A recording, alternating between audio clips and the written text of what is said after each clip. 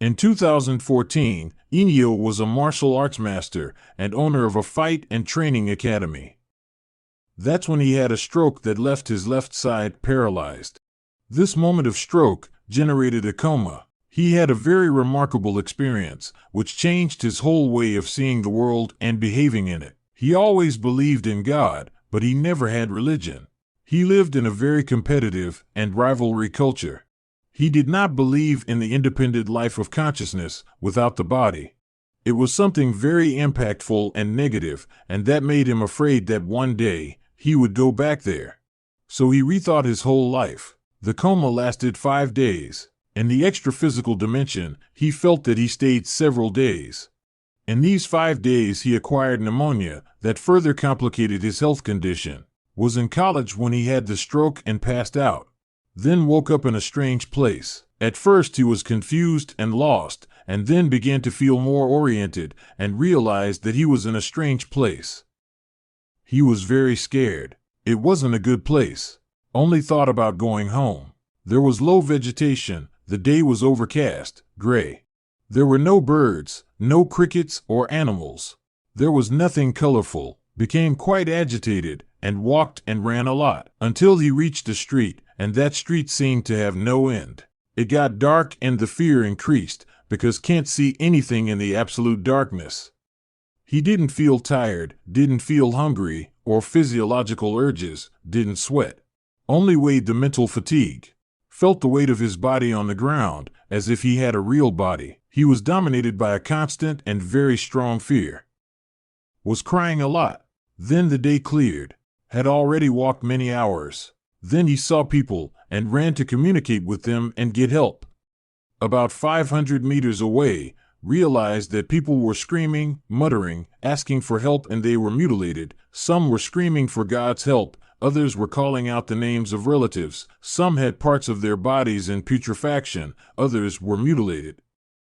All were on the floor. It looked like a horror movie. At this moment he suspected that he was dead, as putrefying people could not scream in an earthly reality. There were thousands of people.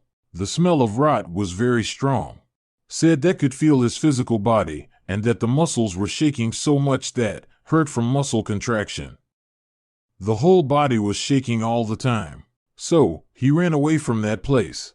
Didn't know where he was, fully remembered his personal identity and the life had on planet Earth, and wanted to go back there.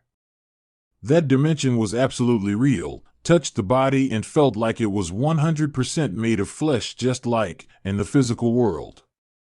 He kept walking and running and looking for help. It felt like a very low spiritual plane, as there was so much sense of materiality there, and the days seemed to be 24 hours long. It had very dark nights and cloudy days. So he cried a lot and curled up on the floor in a fetal position, asking God for help. Asking forgiveness for anything that had sinned in his life. On the third day, flinched and found himself back in his body in the hospital, feeling very thirsty, opened his eyes, saw the nurses in the distance. That's when he saw several tubes and wires attached to the body. He had an emotional shock and panicked, so looked at the wall and saw it cracking. Something sucked your consciousness back into the extra-physical dimension. Once there again, he walked again, cried, prayed, asking for forgiveness. And then he was going down a slope where there were many mutilated people on the ground, and passed between them to follow his path, trying to find help or a way out of that place. It was getting dark.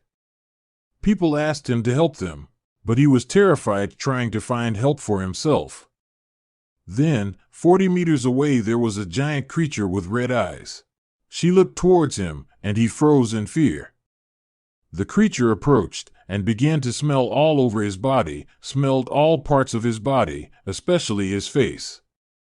Could hear the sound of his breath snorting, and his breath was rotten. The being's body was relatively translucent. The creature dominated and mistreated those people on the ground.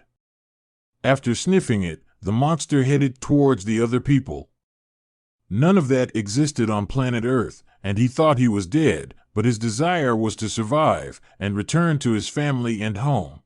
At times, mental fatigue was very strong and he curled up on the floor in a fetal position. Felt absolutely abandoned and lost.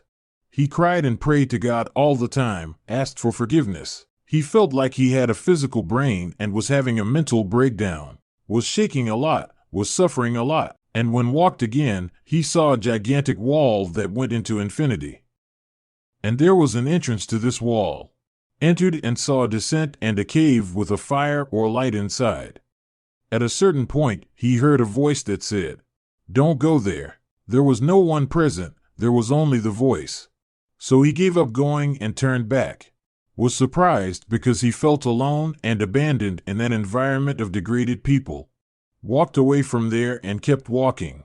Then, he arrived in a totally degraded and destroyed city, and on the ground of the city there were thousands of people crawling and screaming, and the giant creature with the red eyes was there.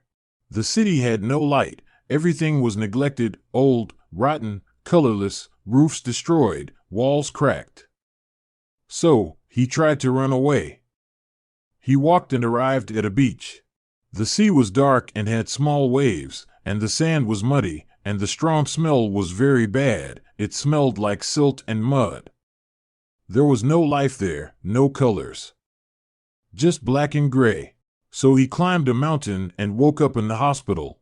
This dark experience changed his view of how to behave in this material world and began to believe strongly in an extra-physical world.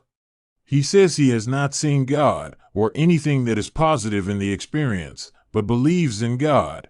However, guarantees that the consciousness lives independently of the body. Life does not end with the death of this body. Consciousness is eternal. This life is just one phase of existence or one dimension. He lived involved in fights, tournaments, typical competition rivalry, and did some acts against himself, and didn't have a strong family connection. So tried to change all that, because he's afraid of going back to that dimension when dies.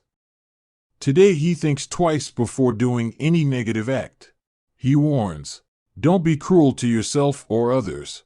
There was nothing good about the experience. There was only negativity and suffering, and he says, this is a wake-up call for all of us. And we have to think a lot about not harming ourselves or others, because life doesn't end here. There is some kind of punishment for the accumulated negativities in this life. This generated post-traumatic stress. He is afraid to sleep and wake up in another place. Fear of the night, fear of the dark, insomnia. There isn't a single day that I don't think about the dimension of purgatory. Because it's something very bad and unbearable. We have to cultivate positive feelings, thoughts, and actions, have empathy, take care of our health. What we do here has consequences after this life. The video ends here. If you liked it and subscribed to the channel, I appreciate it. And if you could give it a like, that would be very kind. Thanks.